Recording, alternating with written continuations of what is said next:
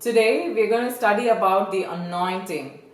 Everybody is excited to hear that word because we all know that when we are under the anointing of the Holy Spirit, we can do a lot of supernatural things. People love learning about the anointing. People love hearing about the anointing. So today I'm going to take you down this path, showing you scriptures that talk about the anointing and the various aspects of the anointing. So let's read Acts chapter 10, verse 38. It talks about who anoints. The big question here is, who does the anointing? We all need the anointing. So we read with precision in Acts 10:38 how God anointed. I want you to underline that. How God anointed.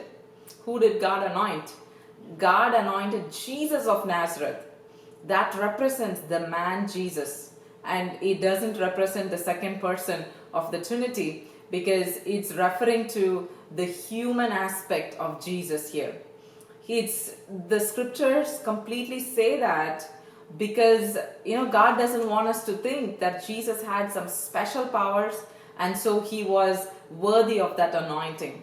I just want to bring your attention to this passage where a person, a human being, when we are willing and available, when we yield ourselves to God, that God can anoint us and use us in that same degree of anointing that Jesus had.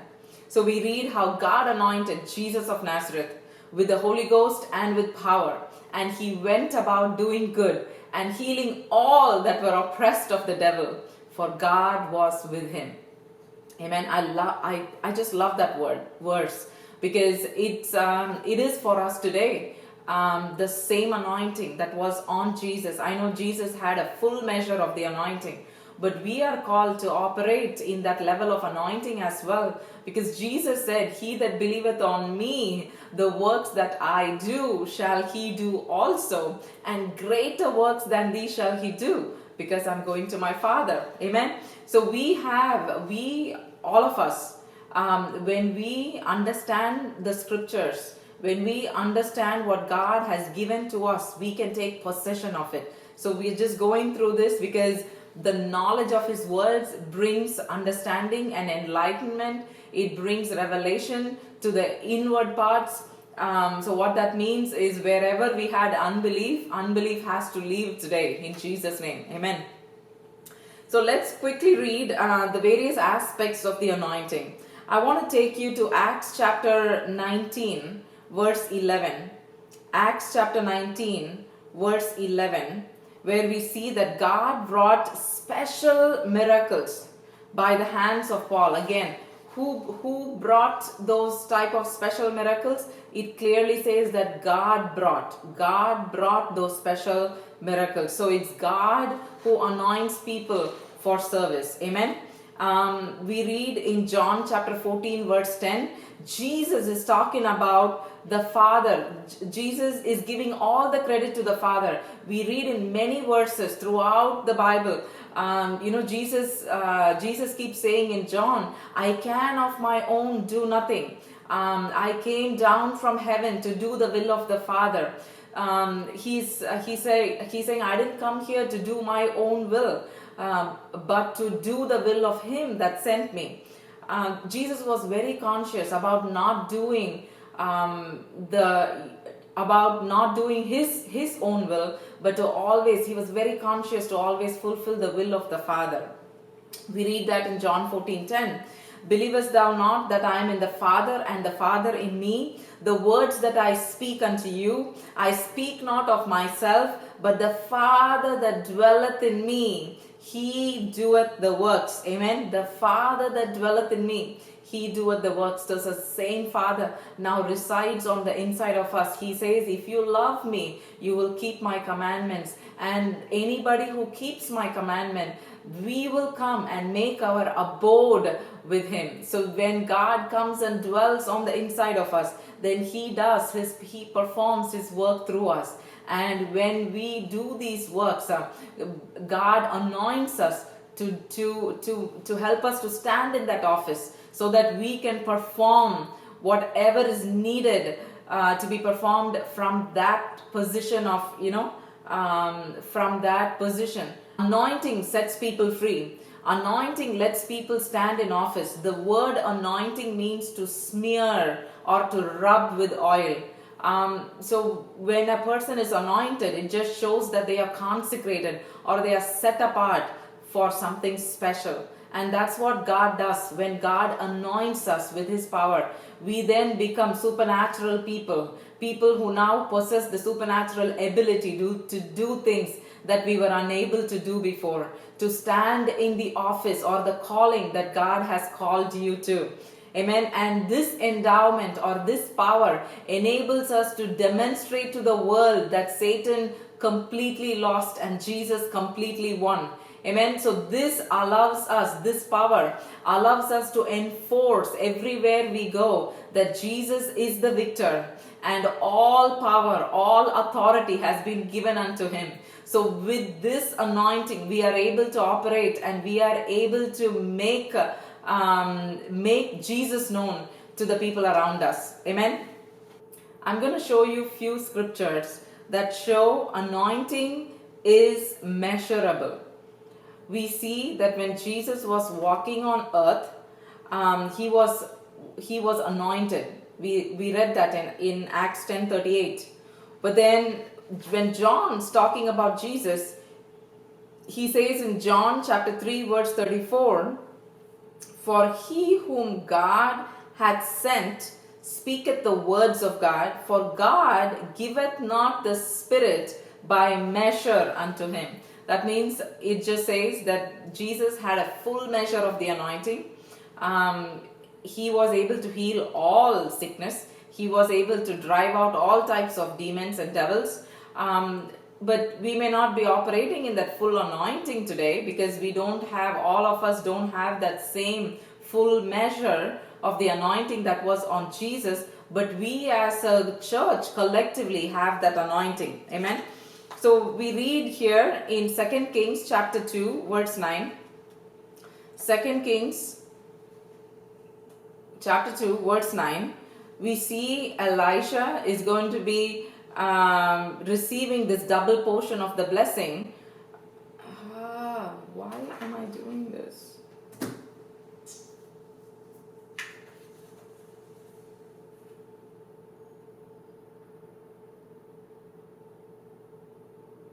The first aspect of the anointing is measurable.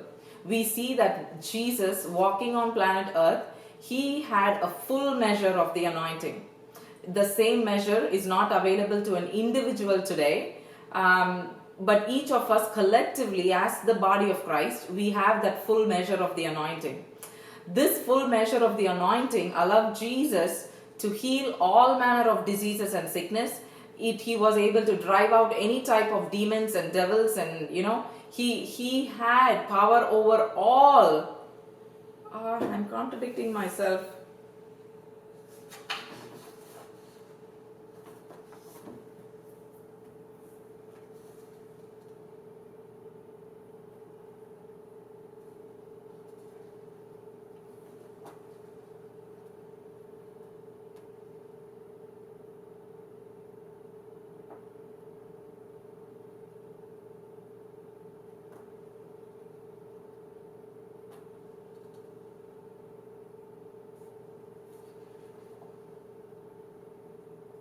Here's another example that the anointing is measurable.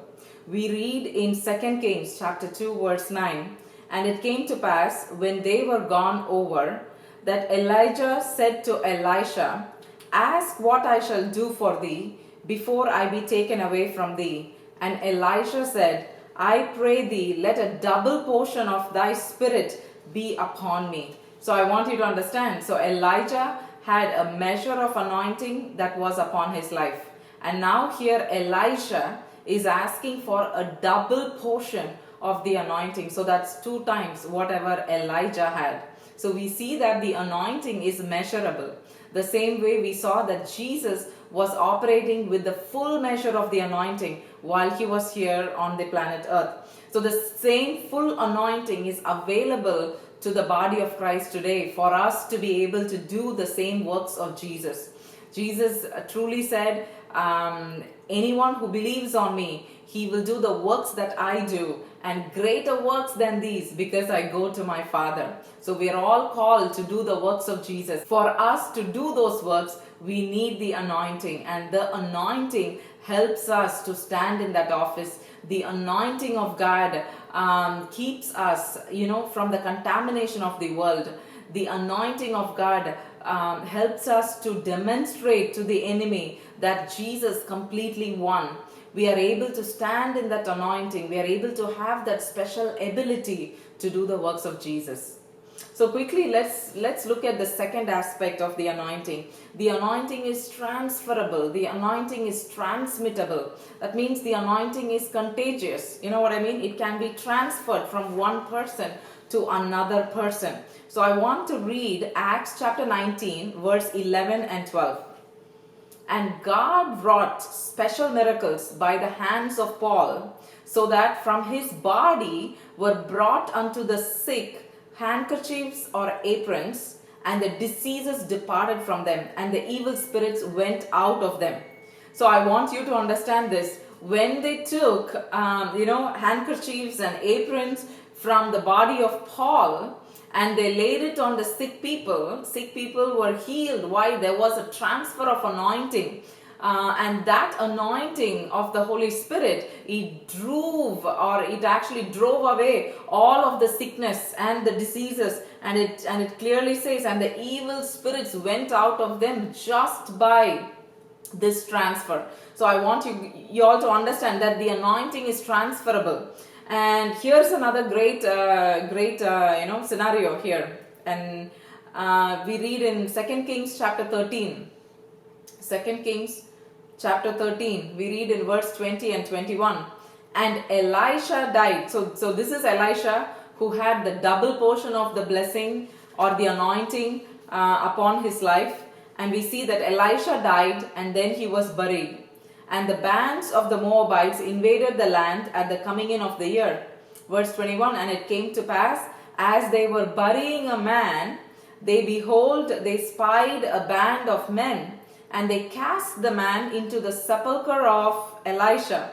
And when the man was let down, and he touched the bones of Elisha, he revived and stood up on his feet. You all following this? It talks about a dead man was put into the grave or the sepulchre of Elisha. Elisha has been dead and gone for a long time. And here they are carrying a dead person to get him, to his burial.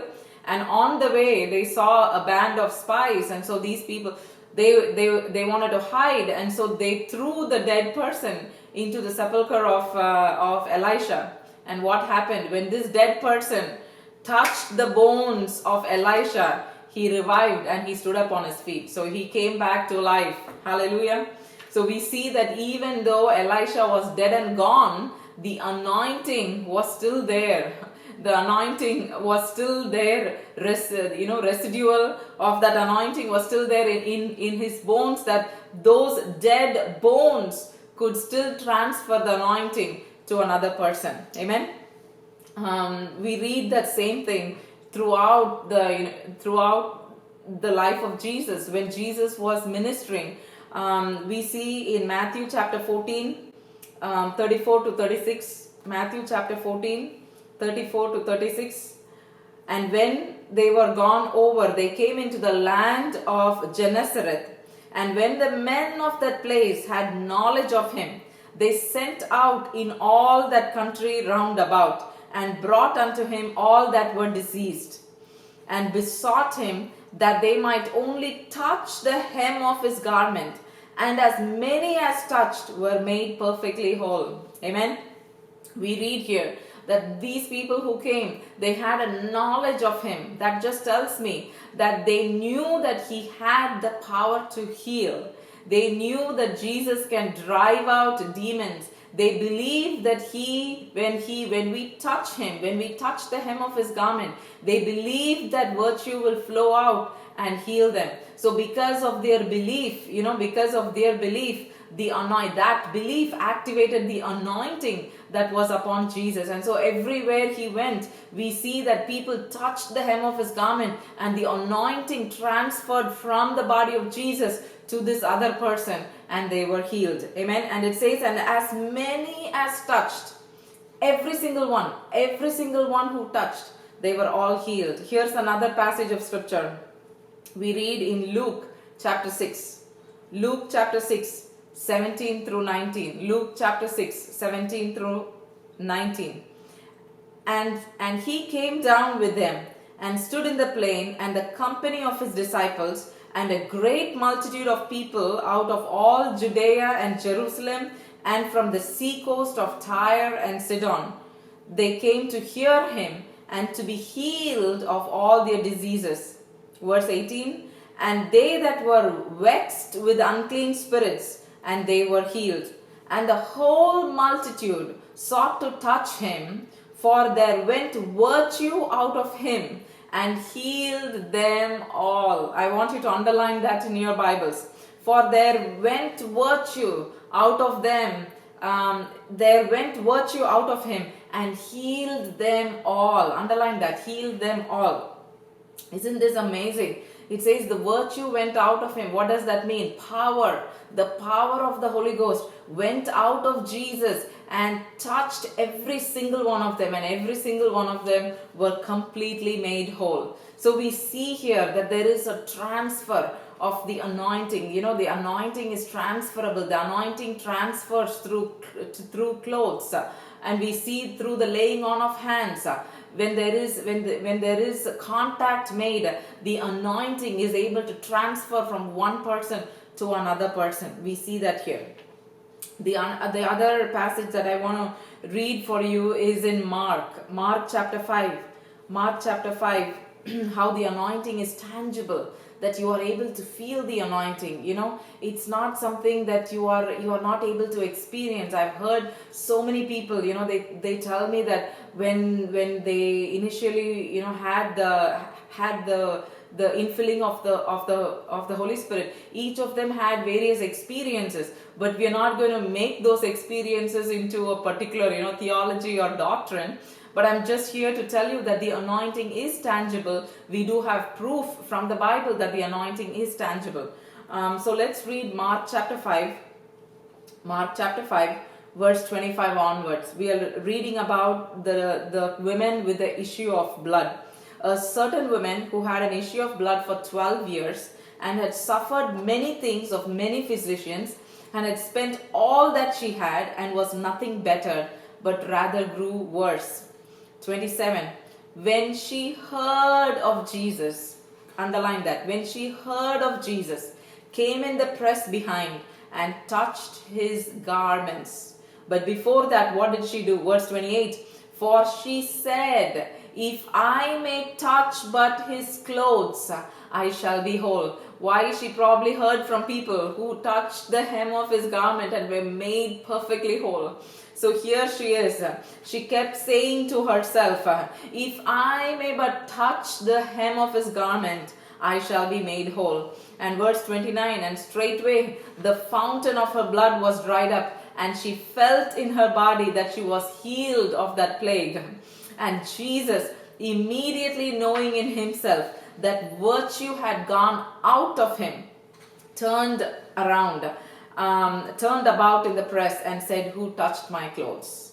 So I want you to understand here. So here she is, a person who had heard about Jesus. She had knowledge that Jesus was anointed. She had knowledge that Jesus was able to heal. She 100% knew that other people who touched the hem of his garment were made completely whole. So here she is. She's been playing this in her mind. If I may just touch, if I may have an opportunity to touch the hem of his garment, I shall be made whole. But in that time and age, in that culture of the land, she was not allowed to be in that crowd. She was not allowed to be there associating herself with the normal people.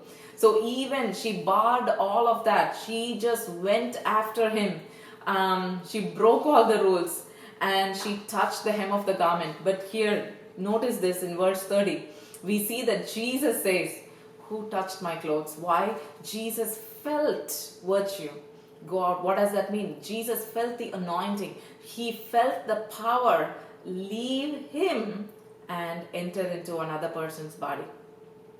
So we see that the anointing is tangible. You're able to feel it. A lot of times I've had the experience when I'm praying for somebody, my palms get hot, and we each of us may have different type of experiences, but we don't base any of this on how we feel. Of course, we completely walk based on our faith and what we believe, because we don't base all of our things on what we see or what we feel.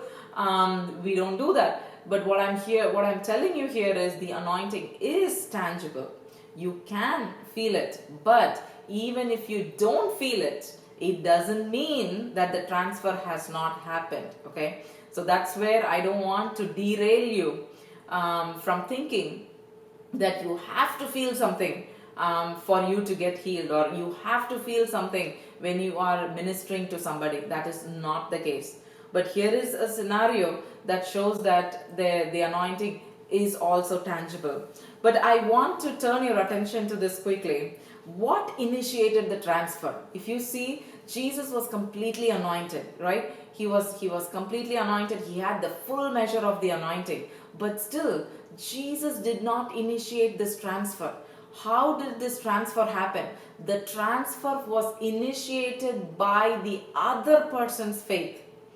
So I want you to understand, when you are standing in the office, when God is anointing you, when God is using you, when you are directed by the Spirit of God, be fully aware that the people that you are around, they draw the anointing out of you.